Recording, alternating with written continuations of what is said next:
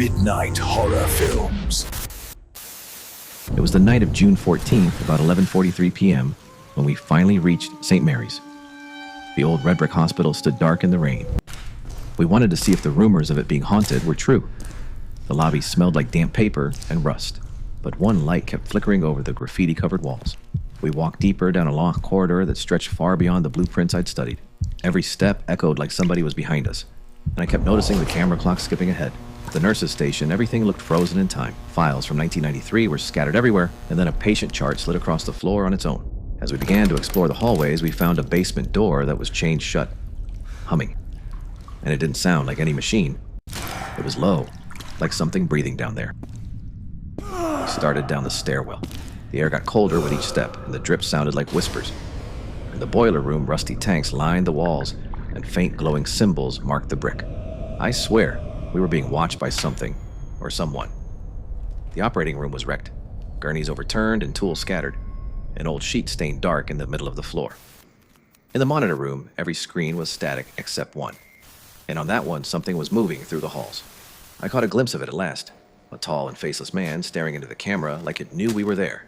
Then it turned around and was gone, and the lights buzzed louder around me. After the monitors, we tried to retrace our steps to leave, but could not find the way out. We slipped into a maintenance passage behind the operating room. A minute later, we found a stairwell. The brick was slick with moisture and our light kept flickering. For a split second, a shadow darted across the landing and vanished. In the corridor to the right, a huge symbol painted in something dark was written on the wall when the beam hit it. My stomach turned as it felt we stumbled into a room we were never meant to find. A folder marked Experiment 7 lay open on the floor. Back in the hall, the fluorescent light strobed. Each flash revealed a tall, faceless shape a little closer until darkness returned. We ran down a narrow service tunnel.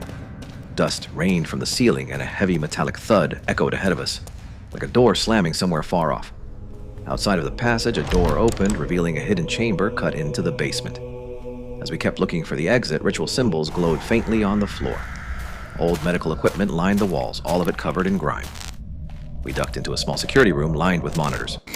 Most flickered static, but one showed another figure in the static. We ran. The hallway narrowed. We hurried through a low brick tunnel, hearing footsteps behind us. A heavy steel door at the end was shuddering, like something pushing from the other side. Down a maintenance corridor, a steel door creaked open on its own. The darkness beyond looked endless.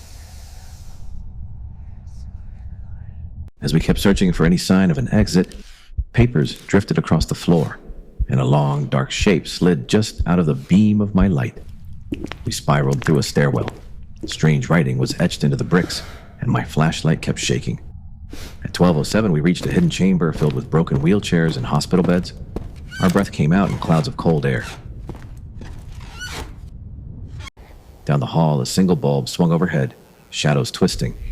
For an instant, a tall, deformed, faceless man stood in the middle of the hallway before vanishing. As we tried to synapse, every door opened and slammed shut on its own as we walked past, echoing like gunshots. It was as if there was no escape.